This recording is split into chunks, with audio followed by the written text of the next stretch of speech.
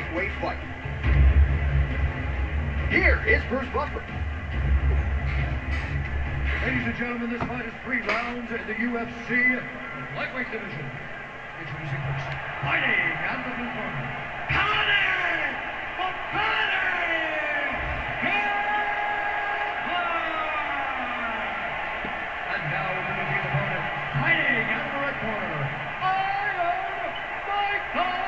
Chandler!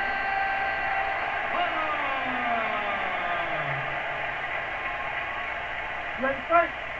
Ready! Good! Well, it has been a rapid rise to UFC prominence for the Liverpudlian Paddy Pimblett. Standing room only, capacity crowds when he fights. And as far as this matchup is concerned, a lot of people feel like he might be up against it. Pimblett does not want to hear that noise. He said if the fight goes to the ground, I am a much more willing and able grappler than any of you realize. And of course, if the fight's on the feet, I got the power and the speed advantage to put this guy away. Oh, nice combination of elbows there. As his opponent postures up, he opens it. He's got him stacked. He's dropping big ground and pound. His opponent better move or they're going to stop this fight. And it looks as though he'll let his opponent stand up here. Yes, he will. All right, so there's that power right from Mike and Chandler. He talked a lot about mixing it up this week, but that right hand is his weapon of choice, and he found the button early. It is his weapon of choice, and I think a lot of his success is based on the fact that he's such a high-level wrestler. So when he level changes, people tend to drop their hands, and Chandler drops a big right hand on him. I think this is one of the best athletes in the entire UFC. Oh, big Superman punch there.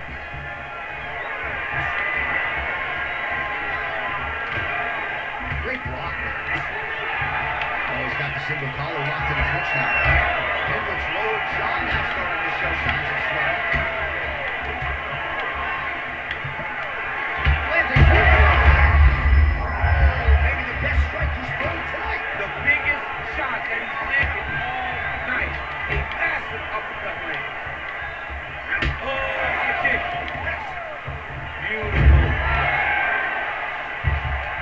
And back to his feet. All right, so the uppercuts have been a big part of the storyline in this one, but the setups have really been key for him. He's not telegraphing that strike, and the opponent hasn't been able to. He has not been able to see them.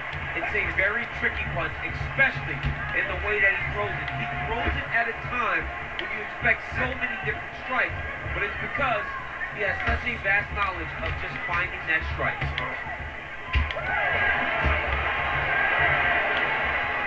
goes all of himself into that kick.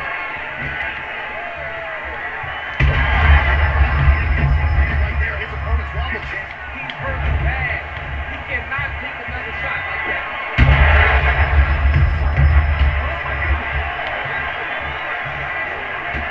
Nice leg kick. Big left hand there inside. Oh, beautiful level change. Final seconds of round one.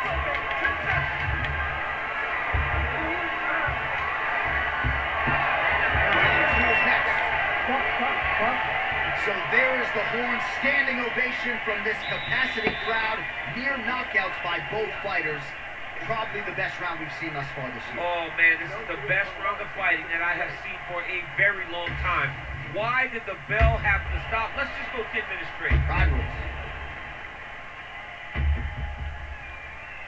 All right, so there's the end of the round, and the tide has officially turned. A huge head strike to stun his opponent. We'll see which corner can adjust here moving forward. I mean, they've got to be celebrating. They've got to be happy. Everything's working. But the other side has to be concerned. They have to figure something out, make some sort of adjustment to try to change the tide of this fight. Ready!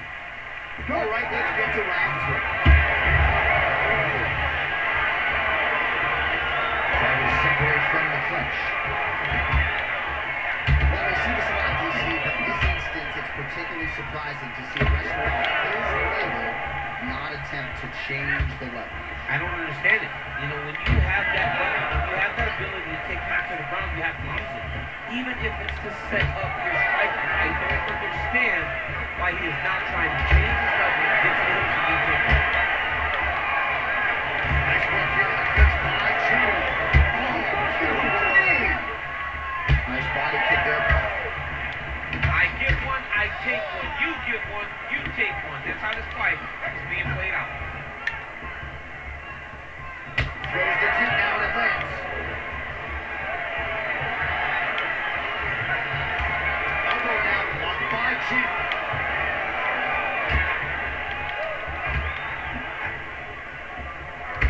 kick. Yup. Takedown here, just doing a nice job not telegraphing his shot. Clean entries with the intent like we see. I mean, over and over, he gets to the legs before his Really using his physicality to his advantage now. He lifted up the neck and snuck in long underneath to try to get a choke. Oh, he's down for a choke here. Work. He then shoved the elbow up, John. Break block and backed his back to defend that rear naked choke. Great submission defense. Now inside the closed guard. And looks like he's going for an armbar here. How tight is that? Arm is very tight. Oh, he's out. The fight's going to continue. Oh my goodness, I thought it was over. I thought this fight was over. Still trying to get the submission here. He is fighting for the sub. Ooh, it's tight. Arm triangle getting very close. He's got to clear that guard, though, if he wants to find the finish. Oh, submission defense on full display there. He said that he was very aware of what this guy brought to the octagon and it showed in that defense. Wow, looks as though that strike maybe opened up a cut around the eye area. Yeah, it looks like that strike opened up a cut, John, but there's nothing to worry about now. But he's got to start to protect it. Well, he has really picked up the pace here. They say the great are the ones that get there first, and they got right to the target. And just inches away from landing one of those big right hands. They're going at it here. Good shots landing on the inside. That one is going to end the fight. Good round. Right, so now this damage really bears watching, right? His face compromised, and you got to think it's going to start affecting his output as well offensively. Well, you got to look for him to start to make mistakes. Trying to overcompensate for all the shots that he's taken to the face, for all the swelling. I have seen on many occasions where someone has massive swelling and they struggle. Look for this guy to start to mess up a little bit in there. Well, if you're the replay guy, a lot to like in that previous round. A lot of damage being inflicted. Yeah, I mean, and look at the swelling now, John. He wasn't doing what he needed to do to move his head, and he's paying for it. You cannot allow for an elite level mixed martial artist to connect at that rate and think that you will not be wearing the damage. He's wearing it now. His opponent could be out of here soon, they said. That's all I'm done. When you get hit with a shot like that, you don't know whether to run, hide, grab, or wrestle. He's confused. He's as confused as he was on his first test in elementary school.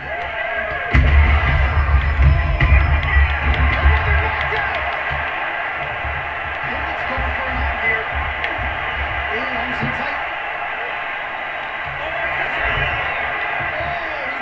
How good is that? this guy is so aware. He never leaves anything wrong to allow for himself to get subbed.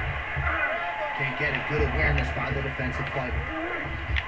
All right, bottom fighter here, maybe looking to hip escape, DC. And he's able to work his way back to his feet. Well, DC kind of just playing with him this time. I think he's going to go in and just get him out of it. He's trying, but he gets a little bit anxious. So he starts to throw a lot of punches and not the right punches. And because he's throwing so much, he keeps missing. And by doing that, he's missing chances to end this fight.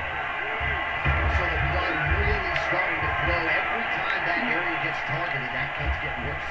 It's getting worse and worse. And you see the blood starting to come down. That is when you start to watch the fighter to see what type of effect it's starting to take on him. Whether or not he's reaching for it, whether or not he's confused by where it's at. You got to start to watch his reactions now as we go forward.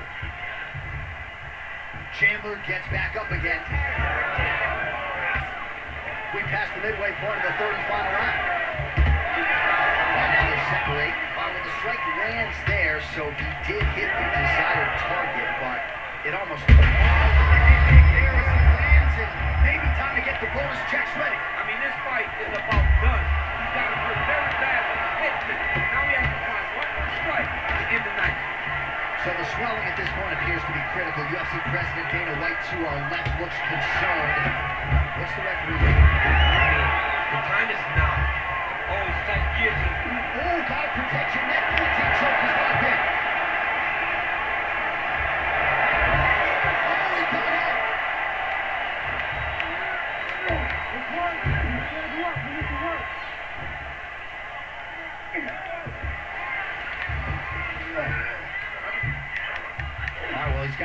lengthened up here.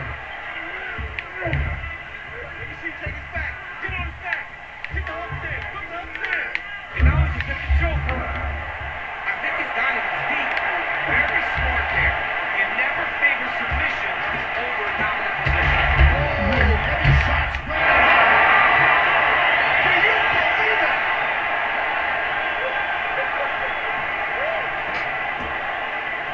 Make the bad man stop. A nice stoppage win for him here tonight. And the other side just couldn't handle the incoming assault. A flurry of punches, most of them upstairs. And when those big shots land repeatedly, the referee has no choice but to step in and call the fight.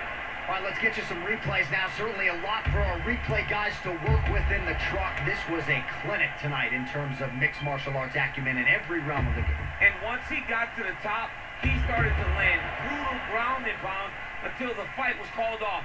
Just a dominant performance from the top position. All right, Bruce Buffer now inside the octagon has the official decision. Ladies and gentlemen, referee Herb Dean has called a stop to this contest at 4 minutes, 55 seconds of the third round, declaring the winner by TKO.